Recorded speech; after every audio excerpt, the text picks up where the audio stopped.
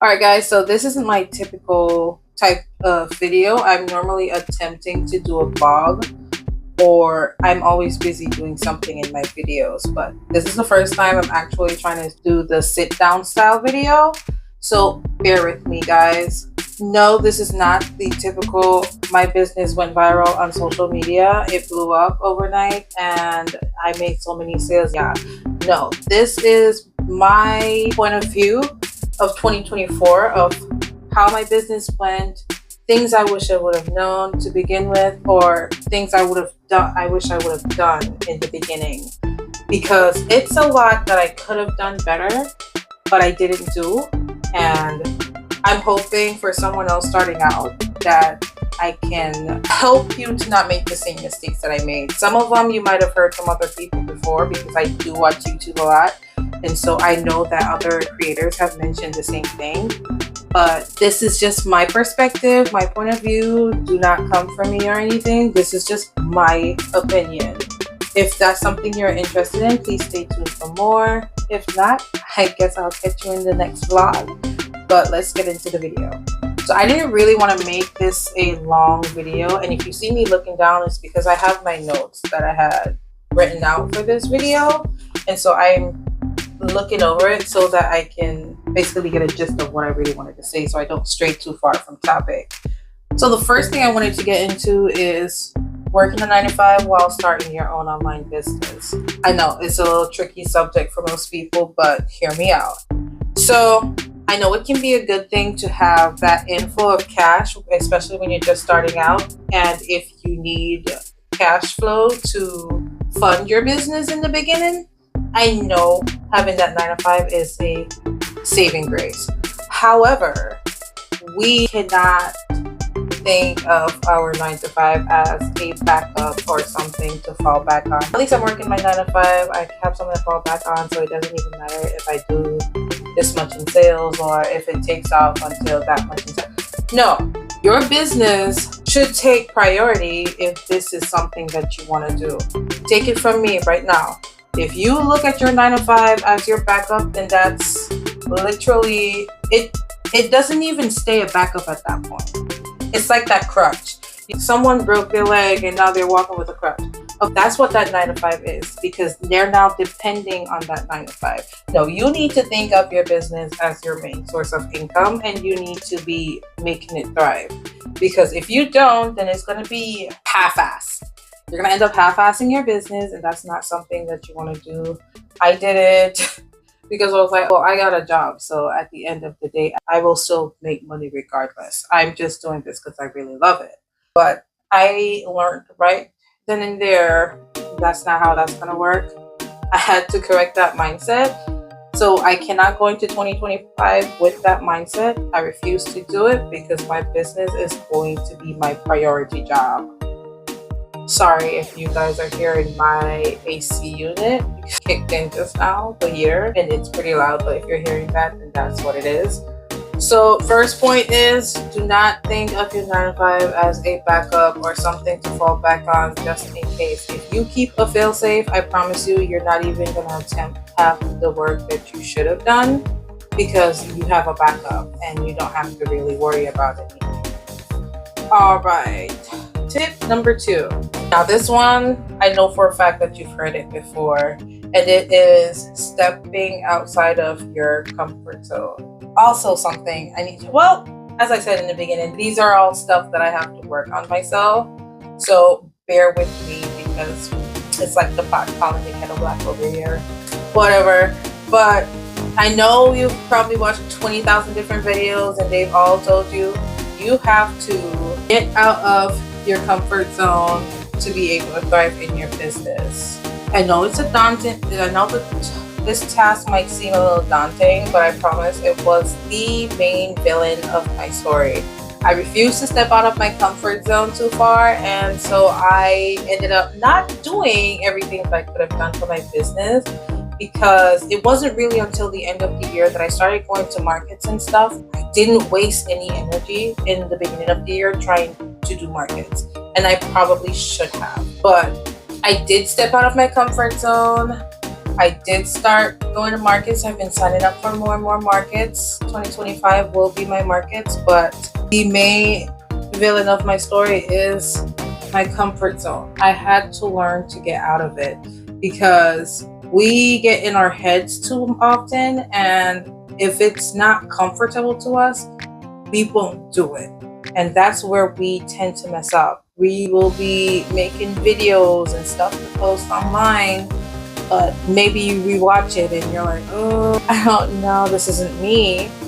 Like this video I'm filming right now, I'm probably gonna look at it and I'm gonna have a whole fit, but I am going to post it regardless. It doesn't matter. So my comfort zone was one of the main reasons I was not able to remain. It's the main reason I wasn't remaining consistent. My comfort zone was the main reason I wasn't being consistent with my channel or social platforms, because I could have done a lot better. I promise you, I've been filming a whole bunch of content and taking a whole bunch of photos, but then I'll get in my head saying, this doesn't look good, this doesn't sound good, maybe I could have done a little bit more of this or a little bit more of that, and maybe people won't like it, people won't watch this, yada, or so on forth. That is not okay. You have to take control of yourself, of your comfort zone, and take the step out of it one by one if you want your business to thrive. That is the only way it's going to work. If you stay in your comfort zone, you will never progress to what you want to become. And I know it's going to be hard in the beginning, but you got to take them baby steps. Girl or gentleman out there, you got to take that step, because if you want it, you got to go get it. If you don't go get it, then no one's going to go get it for you. You remain in your comfort zone, that's it for you. So step out of your comfort zone. The third tip is literally just be you when it comes to social media or your content. Just be you. I know it's tempting. We get on here and we're watching a whole bunch of different creators because we want to take inspiration, especially if we have no digital design, no real background when it comes to filming, editing, any type of thing. And so we sometimes think we're taking inspiration, but we end up literally copying other people. That's not something you want to do. So be yourself. Sometimes the ideas will come to you and you don't even post it because you're like, well, it's not something that's trending right now. It's not something that a lot of people are doing. Well, that trend started somewhere though. It all literally started from nothing. It was somebody out there that saw it and decided to hop on it, and somebody else saw that person's video and hop on it, and it became a trend. So you should use any ideas that come to your mind. Or this is also something I'm working on. Forget it. Everything I'm saying in this video is something that I'm working on. So bear with me. I'm not telling you this is what you have to do. I'm just telling you that these are things that I had to work on because it's what I realized when it came to my business. And so maybe it will help you as well. So it's okay to take inspiration, but when you have those little 1 and 2 ideas peek into your head, film it and put it out there. People want to see it. Somebody out there want to see it. I probably would have seen it and be like, oh, that's interesting. I watch anything on YouTube, and I'm starting to realize some of these contents that we make on YouTube as business owners, they're really for other business owners out there, because I find myself just watching other people do their vlogs or weekly vlogs or daily vlogs or day in the life videos whilst I'm working on my stuff, because sometimes it can be a little bit comforting and enlightening at the same time. So it's good to take inspiration. Just remember, you got to put your ideas out there because somebody wants to see it. I want to see it. I want to see it. So make your video and put it out there. Do not get discouraged by yourself. Do not let self-doubt creep in. Do not think your video isn't worth it. Do not make it seem like it's less than. Look, I have seen some things on the internet that I wish that person wouldn't have posted, but they posted it and it worked for them. So why not us that's trying to start a business? Why don't we post the same things that pop up into our head that somebody is probably wishing that we never posted because it's so freaking cringe? Why not? People do way worse. People put some cut awful things on this internet, and all they had to do was just not post it. But they did it. It worked out for them, and some of them now are the biggest channels on YouTube and the longest reigning channels on YouTube that don't need to work a job outside of YouTube because they decided to post that one video. So go ahead, post that video for yourself and push forward, girl. The next thing, and this is, I think I just read into my other point without even realizing it. So we're gonna move on to the next one, and we're gonna call that number 4. So number 4, finances. Need I say more? God damn it. This is, screw my comfort zone being my main villain of my story. It is actually finance. We have to learn to take better care of our finances, be it saving and actually spending or making money. We need to take better care of our finances. Whether we gotta watch finance videos on YouTube, read finance books, or take those mini courses like what Skillshare is offering. Like Skillshare, there's plenty of other people that offer their courses, of course, but I used to do Skillshare, and so I might have cut that for 2025 as well. It is so much to learn out here, but we have to enlighten ourselves on stuff as it relates to business. And you might not be the person that's always going to be doing your finances, but it is good to have at least some knowledge, especially in the beginning, because you will have to be your finance person. Right now, I use an app called Found for my finances, and that also reminds me, separate personal and business. Do not mix them. It makes things way harder than it needs to be. You gotta separate them, girl. Take out, that's another good thing about Found. They give you a business debit card.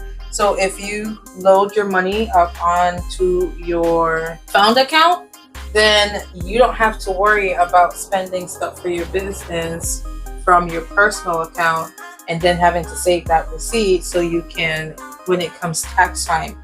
I just went ahead and signed up with Found, and I normally shop with it. And recently I did the Shopify balance thing, and then Shopify did send me a debit card for that as well. And it was very easy to link my Shopify balance with Found, because it's literally just logging in. And that now tracks everything that comes in for my business, as well as what I spend on my business from my Shopify card. So that really helps. And then Found really puts together everything. It can help you do invoices, pay 1099 contractors. You can even link like your normal job, so you can get all your income. So tax time rolling around is gonna be phenomenal, which is great. Some of the features are only available in the Found Plus. I can go ahead and link it down below just in case you guys want to sign up for it, but it's a pretty good one. Some people use Intuit or QuickBooks or whatever it is. Plenty of different ones out there. It's just whichever one works for you. I happen to find Found to be a very simple one to work with, so that's what I did. And you can still get a normal business bank account outside of Shopify balance and Found, which I haven't done yet, but I will soon. I'll do that soon. But at the moment, I haven't done that because this is working out for me so far. So that's what I've been doing. But we have to learn to take better care of our finances. We have to grow our knowledge base when it comes to finances, marketing, because we play so many roles in our business when it's just starting out. We have to learn to do better by ourselves because ain't nobody else gonna do it but us. So we might as well. I think the last thing I wanted to do, and I had mentioned it before, is find more organic ways to promote your business. If you watch YouTubers, a lot of them do actually offer you a PO box that you can just send your stuff to them, and some of them will share it on their channel, some of them won't. That's no problem. If you send it to someone, make sure it's someone that you genuinely like and care about, and you watched their content and that content was inspirational. Send it to them. It doesn't have, you don't necessarily need them to reciprocate. It would be nice if they actually included a snippet of your item in their video, but at the end of the day, that is something people get paid for on a daily basis. It's called brand deals, and so I can understand them not wanting to just post your brand, but that's no problem. So if you're gonna send it to them, just use that as a packaging video kind of content type of thing.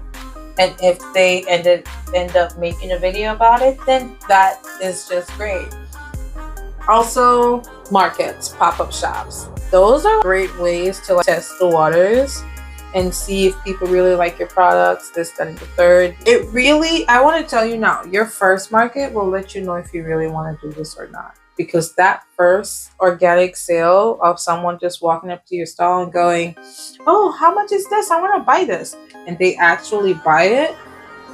That right there is one of the greatest feelings that you can think of out there. That was a phenomenal feeling. I had my first market November 30th. It wasn't that great as it relates to like the event planner and stuff like that. However, I still enjoyed my time there. I made sales more than I thought I would have made, and that was actually great to me. It was my first market. My setup wasn't that great. So yeah, if you're gonna do markets, make sure your setup isn't flat, because a flat setup just makes things a little bit more uninteresting, and not a lot of people will be interested in a flat lay. They'd have to like your products. So go all out and get the good stuff, okay?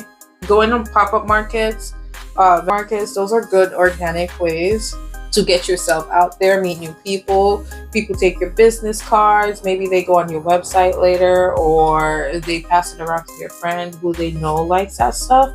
But it's like mouth, and the more people you get out and see, again, this is going to be out your comfort zone, but the more people you get out there and see, the more comfortable you get being outside your comfort zone, because now you are handling people in person, and that helps you like as a person, which is why I said doing these live events will help you to know if this is something that you really want to do, because it's gonna really set you up for like all camera stuff.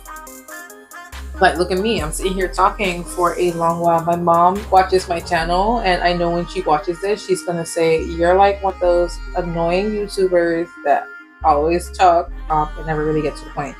But I'm sorry, Mom. I love you. It's okay.